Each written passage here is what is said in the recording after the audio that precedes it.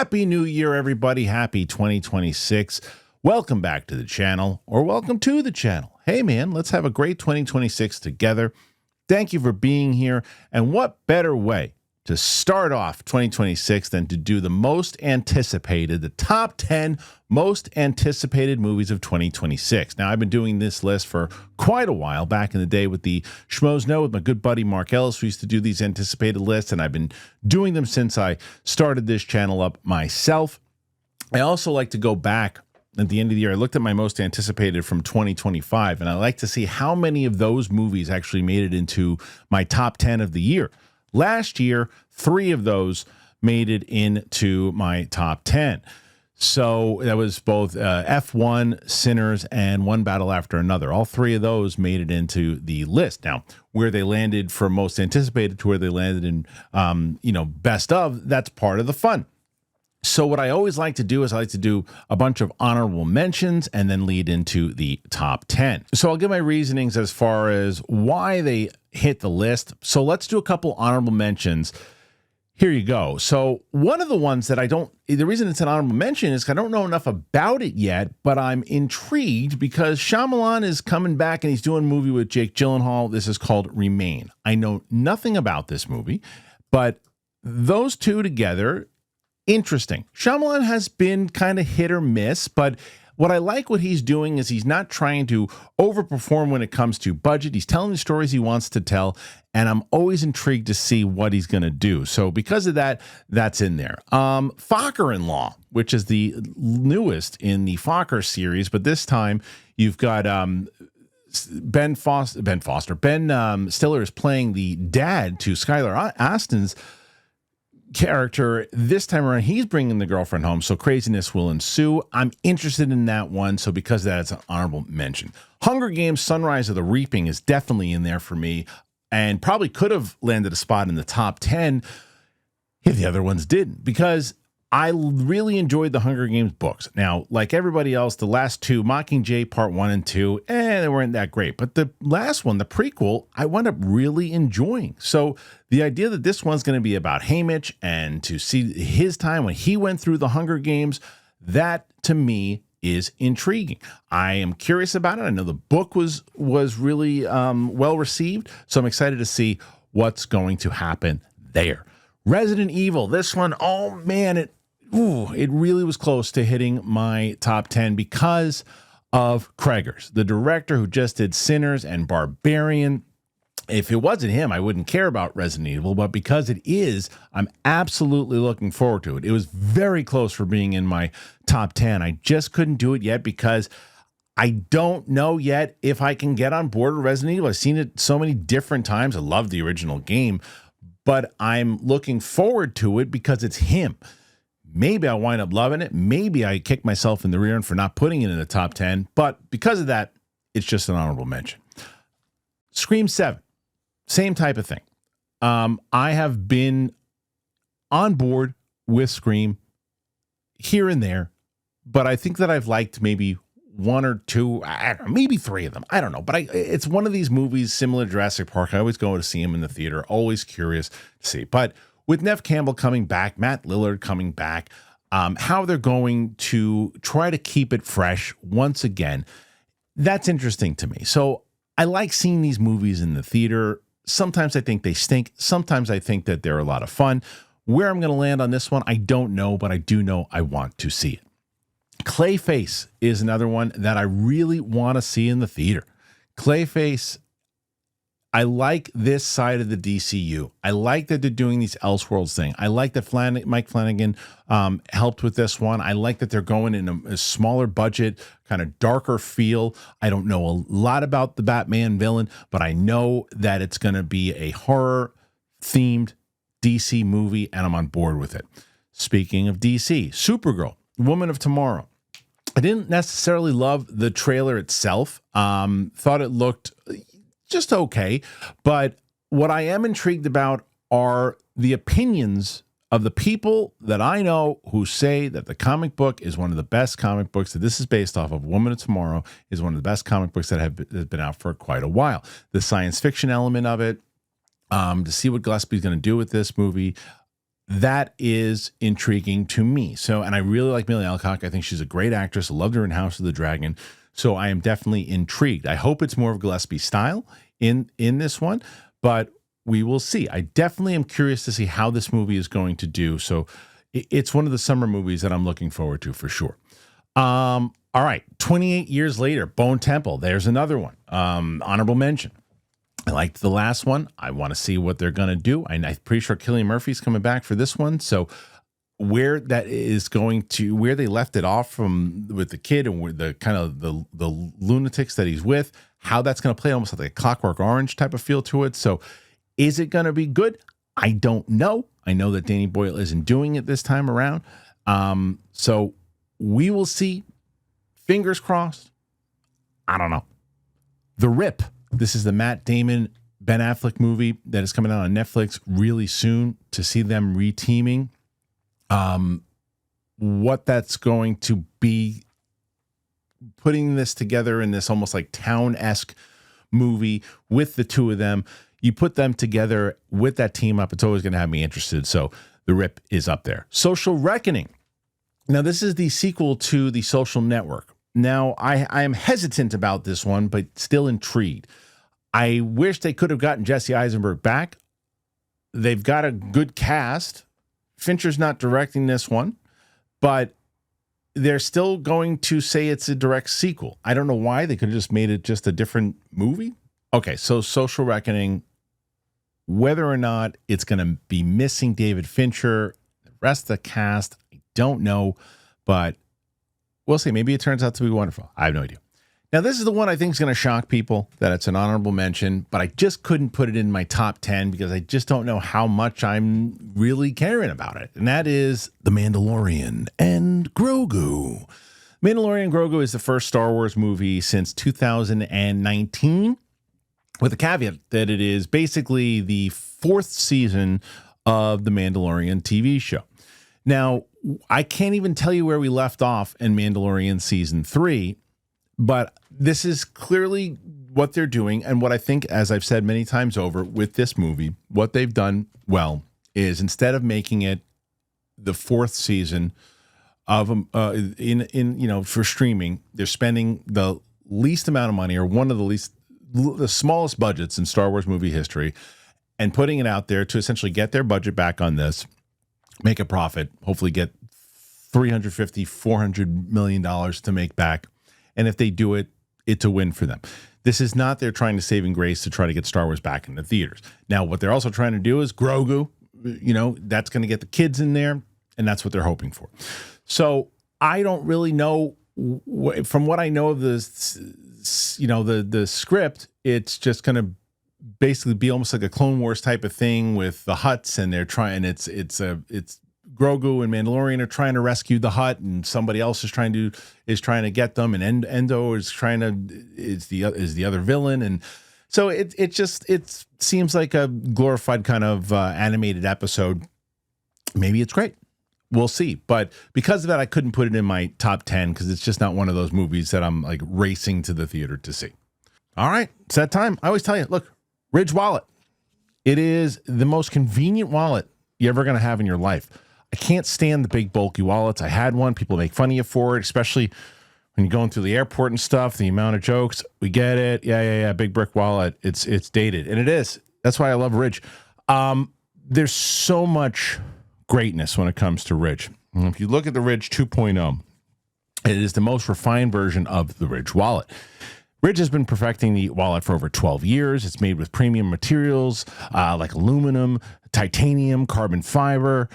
Look at this. It's so solid, and it just holds together everything here. And I love the Ridge. I got a Giants one. This is the one that I just received. Really excited to put this one to use as well. And I gave a ton of these away for Christmas, and boy, it was a hit. Ridge wallet. There's over 100,000 five-star reviews is proof that Ridge is a gift that people love to receive. It's not just about wallets. They also have everyday carry essentials, key cases, suitcases, and the game-changing power banks, all built with the same sleek, durable design. You're going to find the perfect gift for every wish list. And I'm telling you, I gave a bunch of Ridge away, and people are raving about it. They love it. Losing your wallet, it is the worst. But with the Ridge Tracker card, you'll always know exactly where it is before panic mode kicks in. Perfect peace of mind for your holiday travel and gifting. For a limited time, Ridge is having their huge holiday sale. You head on over to Ridge, RIDGE.com.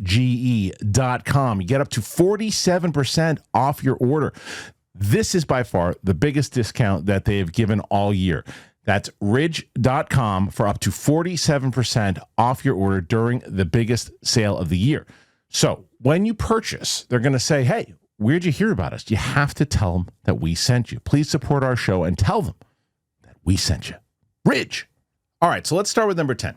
Now, the only reason this is number 10 is because of my history with it and because I'm crossing my fingers that it's going to be good, and that's Masters of the Universe. So if you aren't familiar with my channel, you have no idea what the hell I'm talking about. Back when I worked at Warner Brothers and when I worked for Silver Pictures, I had got the project of Masters of the Universe picked up by Warner Brothers. We were working on it at Silver Pictures. I had gotten it from Mattel. The script was a turnaround. I was working on it with some good people. Didn't happen. Things happen. Scripts fall apart. All that stuff. Yada, yada, yada. So years later, it's gone to different places. They never could get it. Well, now Travis Knight, who did Bumblebee, which to me I still think is the best live-action Transformers movie that's been made so far. He also did Kubo, and that movie is great. I think Travis Knight is phenomenal. I think that this movie, if done the right way, Lord of the Rings meets like Star Wars, could be great. The problem that I have is I've heard from test screenings that the thing is more like Thor, Love and Thunder, and more like a Saturday Night Live thing than anything else too, and really paying homage to the 80s camp tone of it. Maybe that winds up working. I don't know. But it has to be on my anticipated because I've been waiting for this movie and a version of a live action for such a long time. And because of it, my fingers are crossed and it comes in at number 10. All right, so number 9. This one's a no-brainer. Werewolf, Robert Eggers. And if you guys saw Nosferatu and you saw my review reaction of Nosferatu, I loved it. I love what Eggers does. I think he is a phenomenal filmmaker. And this cast, it's a very similar cast to Nosferatu. Lily Rose Depp, Willem Dafoe, Aaron Taylor Johnson, Ralph Ineson. They all return. Now, what we really know about this, not much. I guarantee it's about a werewolf. And that alone has it for me. In medieval Britain, a mysterious creature stalks the foggy countryside, transforming local folklore into terrifying reality as villagers face an ancient supernatural threat. Sign me up. Robert Eggers doing a werewolf movie? Okay. Robert Eggers did a vampire movie? I'm in. He did a witch movie? Okay. So this is something that, again, like I said, it's a no-brainer. I love the way he does things. I love his style of filming. I love the intensity. I like, it's one of those movies, again, it can get pretty graphic, but I think it's not gratuitous. I thought Lily Rose Depp was amazing in Nosferatu. I want to see what she's going to do here. She was not the love interest for Aaron Taylor Johnson in the last one, but I wonder, it looks like they could be in this one. Maybe not. And I assume Aaron Taylor Johnson is the werewolf. So because of that, all those things combined, that's my number 9. Okay, so number 8. Again, a movie I don't necessarily know too much about, but because of the team involved, it is easily in my top 10, and that is Digger. This one is the latest from Alejandro Inarritu. It's got a hell of a cast. Tom Cruise, Jesse Plemons, Sandra Hüller, Riz Ahmed, Sophie Wilde, Emma Darcy, Robert John Burke, Michael Stolberg, John Goodman.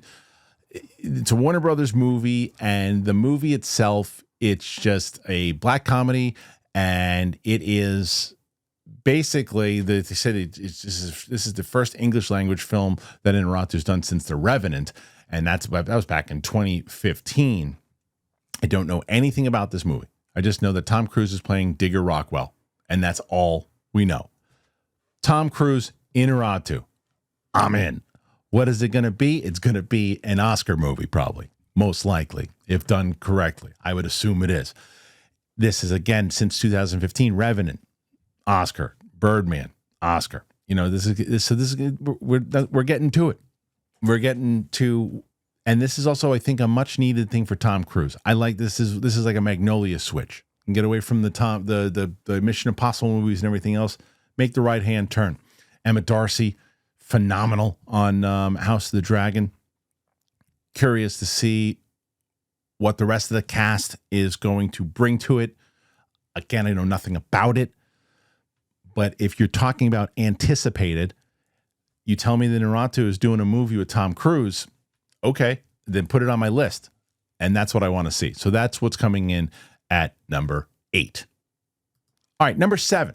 Now this one is similar to what we said before. Now I mentioned the Social Network and the Social Reckoning having that sequel without the original team. Well, the Avengers of Cliff Booth is my number 7. Now, this is the somewhat sequel of Once Upon a Time in Hollywood. Cliff Booth, of course, being the character played by Brad Pitt. Now, Quentin Tarantino is not directing this movie. He is writing it, but he is not directing it. David Fincher will be directing it. But if you tell me, again, as I just said beforehand, David Fincher directing, Tarantino is writing, Brad Pitt is going to be in it, Elizabeth Debicki also in this movie. You've got Timothy Olyphant, Carla Gugino, Scott Kahn. Okay, what's it about? How's it going to play? And from what they say in just a little synopsis, it showcases more of Cliff Booth's backstory in his new role as a Hollywood fixer. So maybe we'll get the did he, didn't he story happening. I don't know. But the fact that we have this team up and we get to see Fincher and Brad Pitt teaming up again, whether it was Benjamin Button, Seven, and then knowing that we still get the Tarantino flavor. It's funny because I just watched True Romance. And even though Tony Scott directed it, Tarantino's flavor obviously all over it because he wrote the script. So to see this and to see Tarantino writing this and Fincher directing it, I don't think we're going to lose anything. I think we're going to get a different kind of flair on this thing. So because of that, and I really like the character and seeing what the character is going to do, I want to see what Brad Pitt does here because the Adventures of Cliff Booth, that character just stood out. And the things, first of all, you got to assume DiCaprio is going to make an appearance, right? He says he's not, but you got to assume that he is. I feel like Tarantino is going to write him in there. And what will happen here is a Netflix movie with Fincher, with Tarantino writing, Brad Pitt starring as Cliff Booth. Sign me up. So let's get to number 6. Number 6 for me could jump back and forth depending on it. I wasn't even going to watch a trailer for this one, but I watched a trailer because I wanted to make sure. I said, look, it might have hit the top 10 before. It might have hit an honorable mention. But it was definitely it was probably going to be in the top 10 anyway. But it's higher up on the list because I did watch the trailer, and that is Project Hail Mary. Lord and Miller directing this one with Ryan Gosling in the lead role. Hell of a cast here, too, with Ryan Gosling and Sandra Hüller from Anatomy of a Fall, who was just a big standout in last year's awards, or I guess now 2 years ago. But this movie I didn't really know too much about, but it takes place in it has an Interstellar kind of feel with the story that there's something going on. Earth's in peril. So there's an astronaut who needs to go out and be out in space. Although Matthew McConaughey wasn't alone, he's going out alone. So he's got to try to figure out because he's a scientist, but he's not. Matthew McConaughey was an experienced astronaut who had done these things. This guy is not, and he's thrown into this world to do it. Or he's thrown into space in order to do it. He's floating around out there and things are happening, but they kind of go back and forth and at least in the trailer and show his journey there. And he's just a normal dude who is experiencing what is happening out in space as he's exploring it. And it looks like he meets something out there, something happens. So Lord Miller, love what they have done. Think that they're really interesting. I also think that this is going to have a lot of people asking even more questions about what if they had done Solo, the movie Solo, after we see this. But Ryan Gosling, to see him in a role like this, I'm fingers crossed.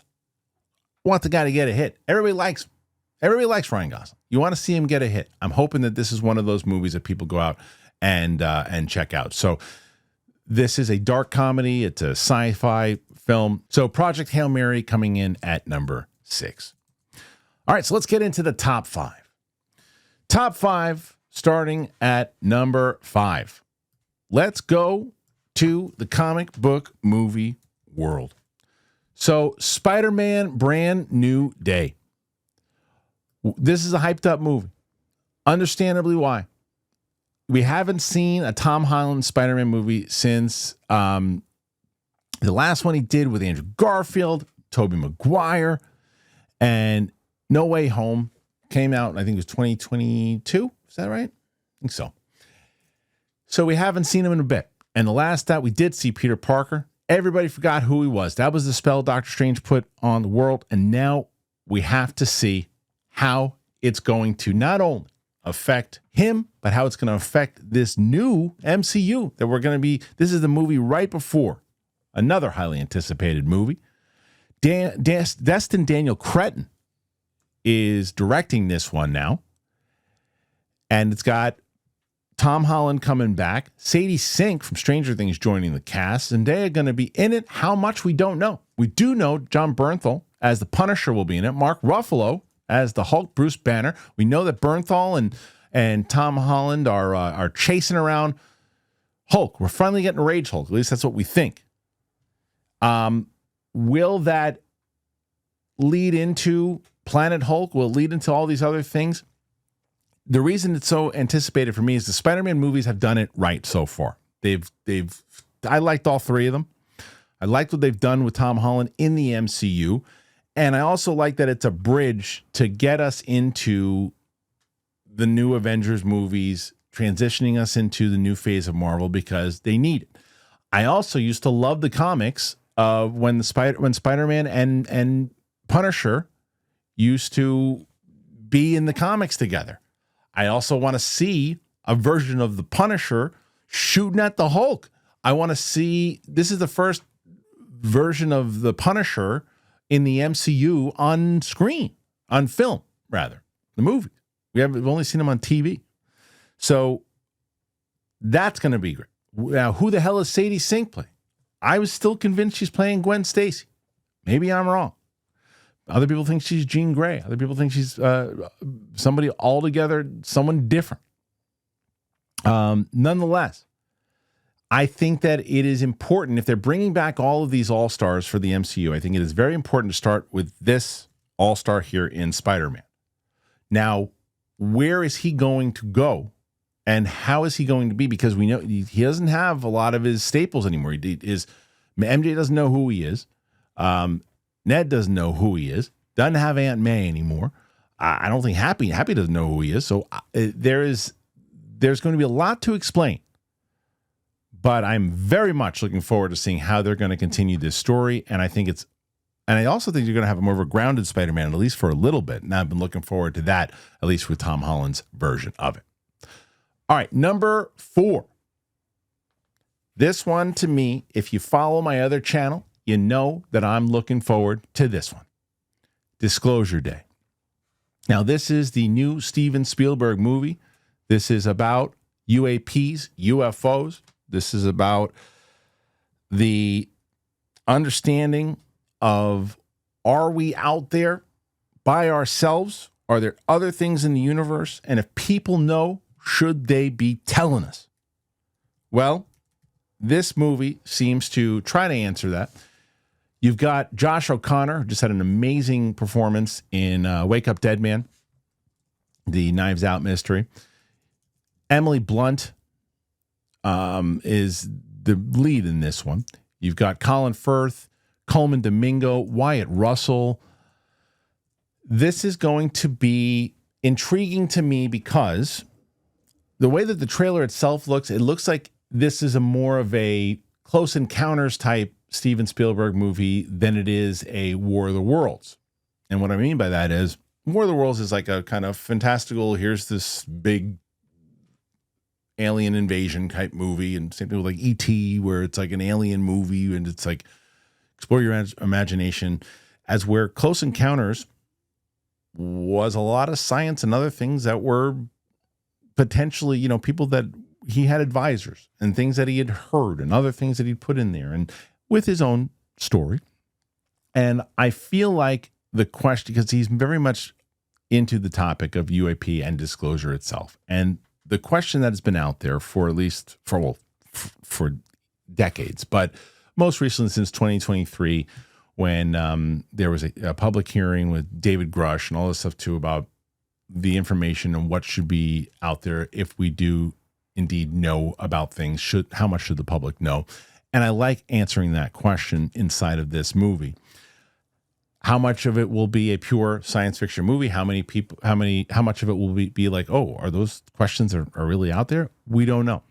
But curious to see it. It's Spielberg. So because of it, number 4, my most anticipated. Number 3.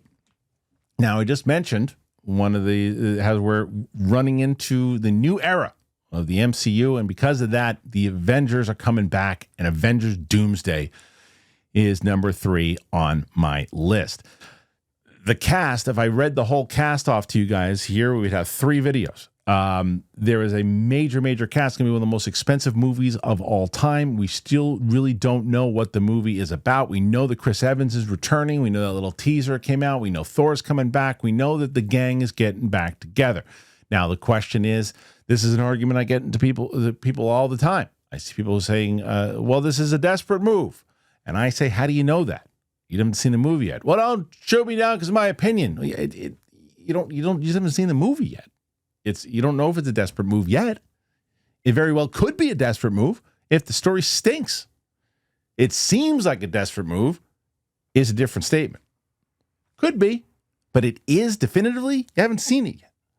And I think that with the Russo brothers coming back and putting together Dr. Doom as one of the most terrifying villains of all time, and getting their cast of characters back that they've worked with, whether it's Downey and Chris Evans and Hemsworth and everybody. They're getting a lot of people back. Now, what that does is it's going to bring a lot of the mainstream audience back. At least that's what they're hoping it's going to do. And I don't know enough about this story, but I know that I am looking forward to it. I mean, even with that little Chris Evans tease, hearing the Alan Silvestri score and going, oh, I miss that feel. I miss that feel again. I do. And maybe it's like, okay, nostalgia bait. Okay, I'm in. I want to see it, though. I want to see how you're going to do it. Now, I could be with you guys, some of you, and say, they looped me in, but they didn't keep me, because it just seemed like they were just it was like an all-star game, but it wasn't a championship game. And I want a championship game. I want them to make me care enough that I'm looking forward to the following year. I want to feel the same way I did at the end of Infinity War, where I'm going, oh, what's next? What did you do? Oh man, you got to set me up to get me to Secret Wars, which is going to be that's the diamond. That's what everybody's looking forward to, is that one. Can you get me? And you're going to have all the old X-Men there from the Fox universe, probably the last time we're ever going to see them. And if we can get the emotion flowing to where you care enough, people will be excited again. So because of that, the Avengers Doomsday, and to see what Downey's going to bring to Doom, see how they're going to explain it. Things need to be explained. Things have to be, you're going to have to set up everything, but that's why it's on my anticipated, because I want to see how they're going to do that. I'm very curious to see how they're going to do that. And I think you'd be lying if you said you're not curious how they're going to do it.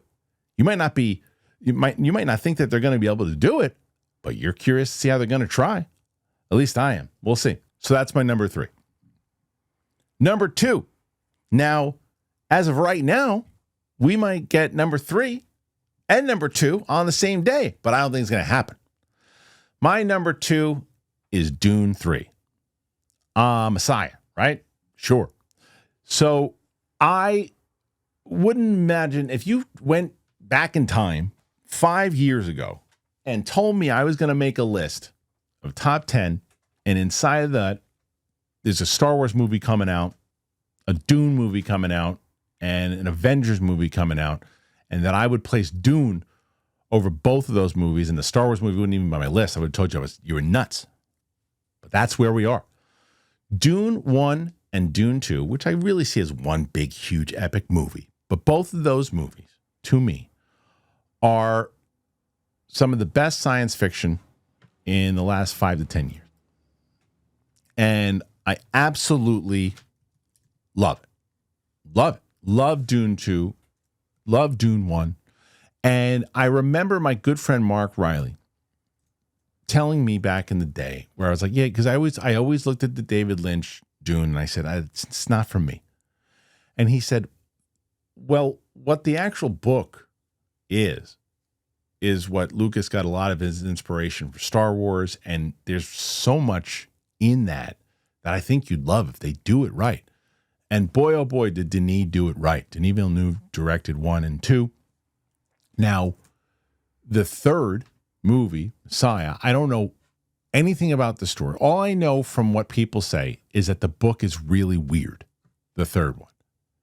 Or I guess the second one, right? Because the book is just Dune, the big book, and then the next one. So it follows Muad'Dib, heir to unimaginable power, as he brings to fruition the ancient scheme to create a super being ruler among men, not in the heavens, whatever that means. So the cast right now, Timothée Chalamet, obviously, returning as Paul Atreides, Rebecca Ferguson, returning as Lady Jessica, Robert Pattinson, going to be in this one, Javier Bardem coming back as Stilgar, Zendaya returning as Shani, Anya Taylor-Joy having a bigger role, obviously, than she did in the second movie, Florence Pugh coming back, Jason Momoa coming back. I don't know how, but apparently he's coming back.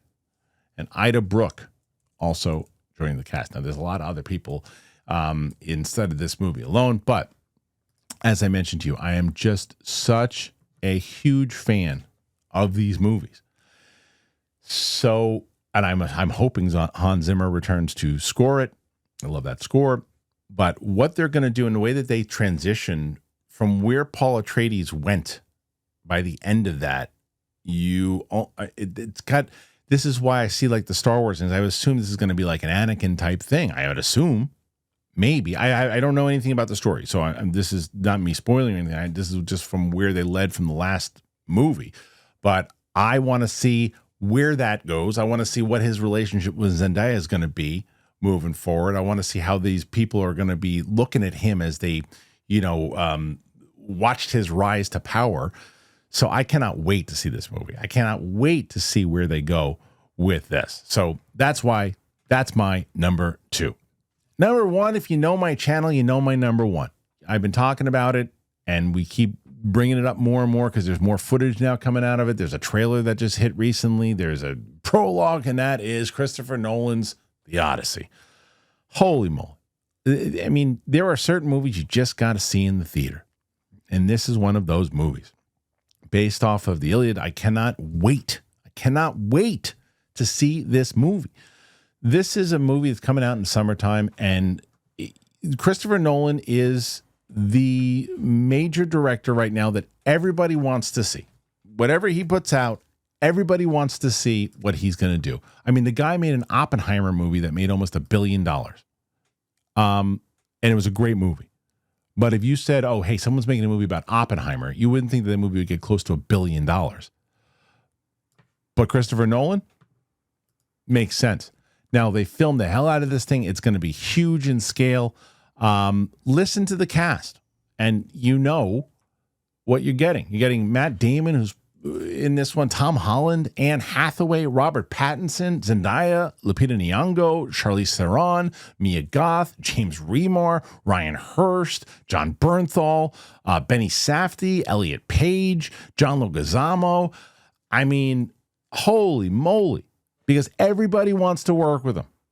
Everybody wants to work with him, and everybody will work with him for free if they asked him to. It's going to be long. It should be long. It's going to be epic. It should be epic. It's going to be massive. It's going to be on IMAX. It's going to be everywhere, and it's going to annihilate. I cannot wait for this movie. Christopher Nolan is, again, the rock star director of our time right now. He really is. It's like whenever his movie is coming out, everybody goes, when? What is it? Even if you don't love it. I love Dunkirk. Not everybody loves Dunkirk, but you still were excited to see it when it was coming out. Tenet, it's another one. I didn't love that one. Still excited to see it when it came out. Inception, one of my favorite movies of all time. The Dark Knight, one of my favorite movies of all time. So many movies that whatever he does. Interstellar, another movie that the first time I saw it, I was like, I don't know. And then the more and more I watch it, I fall more and more in love with it, of what he does, his choices.